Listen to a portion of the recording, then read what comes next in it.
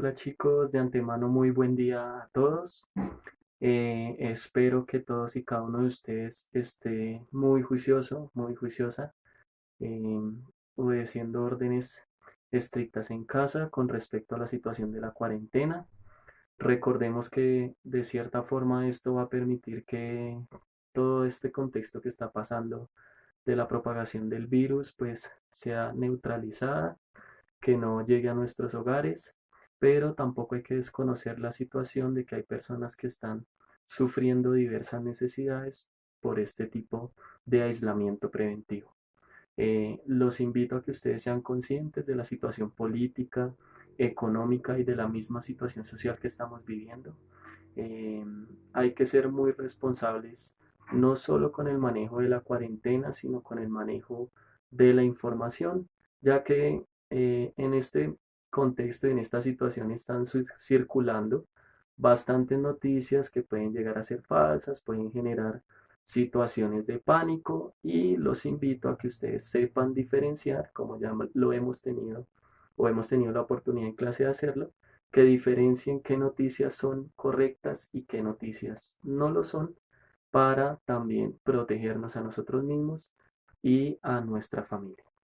Bien, el objetivo general del video es tratar de contextualizar a cada uno de ustedes acerca de las actividades que tienen que realizar en cada uno de los componentes del área de ciencias sociales en su respectivo portafolio.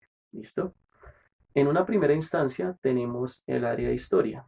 En el área de historia, en el anterior, digámoslo así, portafolio, habíamos tenido la oportunidad de observar un poco la historia de las dictaduras en Latinoamérica durante la segunda mitad del siglo XX. La primera actividad, elaborar una reflexión de una página donde explique las posibles ventajas y perjuicios del paso de las dictaduras a las democracias en América Latina. Simplemente es hacer un pequeño escrito donde ustedes traten de profundizar o traten de reflexionar sobre ese cambio de sistema político en América. ¿Qué impacto o digámoslo así, qué circunstancias positivas y negativas deja el abandono de la dictadura y la toma de la democracia? Bien, por otro lado, hay una serie de preguntas que ya nos invitan un poco a reflexionar sobre la democracia en la actualidad. Me parece importante que cada uno analice el contexto político que hoy en día está teniendo la famosa democracia, no solo en Colombia, sino también en Latinoamérica, y podamos responder estas preguntas de la manera más adecuada. La idea es que la respuesta no sobrepase los 5 o 6 renglones, algo concreto, pero que sea útil para responder estos incógnitas que tenemos aquí en el área de historia. Por otro lado, en el área de economía vamos a tocar un tema muy importante que se llama la situación de la deuda externa, no solo en Colombia, sino también en el resto de países en la segunda mitad del siglo XX. En este caso van a recordar dos elementos importantes. Primero, el surgimiento del Banco Mundial y segundo, el surgimiento del Fondo Monetario Internacional, que esto va después de la Segunda Guerra Mundial.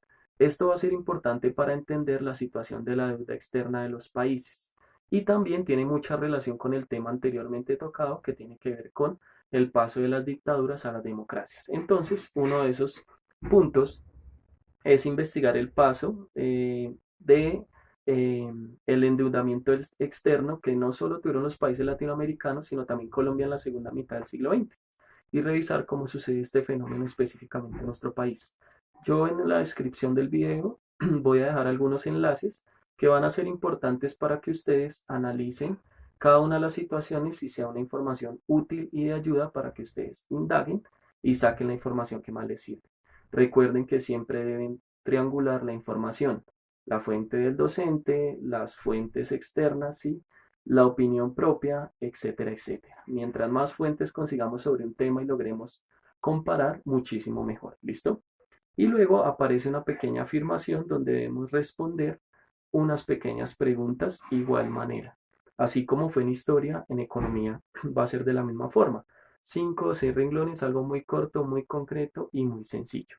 En política vamos a realizar una historieta revisando la situación de los tipos de Estado y un ejemplo de cada uno de ellos. Ya hemos tenido la oportunidad de realizar una serie de esquemas conceptuales donde habíamos dicho algunas generalidades de esta información. Y luego de eso vamos a realizar un folleto explicando por qué Colombia es un Estado social de derecho, reforzando un poco la idea que ya habíamos tenido en las clases.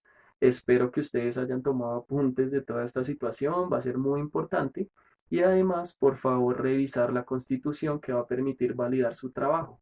Saquen algunos artículos donde se nombre la situación de Colombia como Estado social de derecho, que ustedes traten de buscar algunas fuentes externas también que validen su información.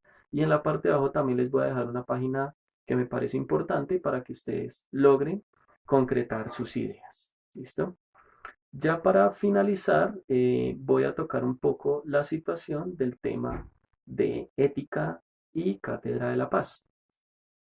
En el primer portafolio ya ustedes habían elaborado algunos esquemas, incluso algún friso sobre los mecanismos de participación ciudadana y partes útiles para la prueba de estado. En este momento, lo único que vamos a hacer para complementar es elaborar algunas actividades de la guía que aparecen ahí. No en su totalidad, pero sí vamos a tratar de elaborar por lo menos las primeras tres actividades. Esto tiene dos propósitos particulares. Primero, trabajar en general lo que tiene que ver con el área de ética y cátedra de la paz dentro del contenido de los temas de primer periodo en general. ¿Mm?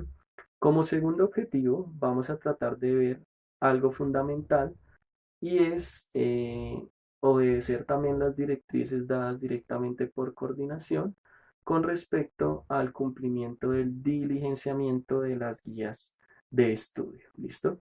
Así que pues esto va a tener un propósito múltiple. ¿Listo?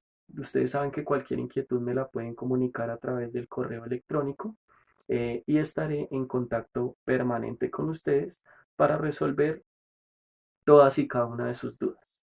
En cierta forma, es muy importante que ustedes traten de completar las actividades a cabalidad, pero también se tomen su tiempo de descanso, logren en general tratar de pensar, vuelvo y repito, en la situación actual que está viviendo el país, no hay que ignorarla, es muy importante. Y finalmente, espero que todos y cada uno de ustedes disfruten de manera responsable la estancia en sus casas, sin olvidar las consecuencias económicas, políticas y sociales que este aislamiento preventivo deja para cada uno de nosotros. Espero que ustedes puedan tener un feliz día y un bonito resto de semana.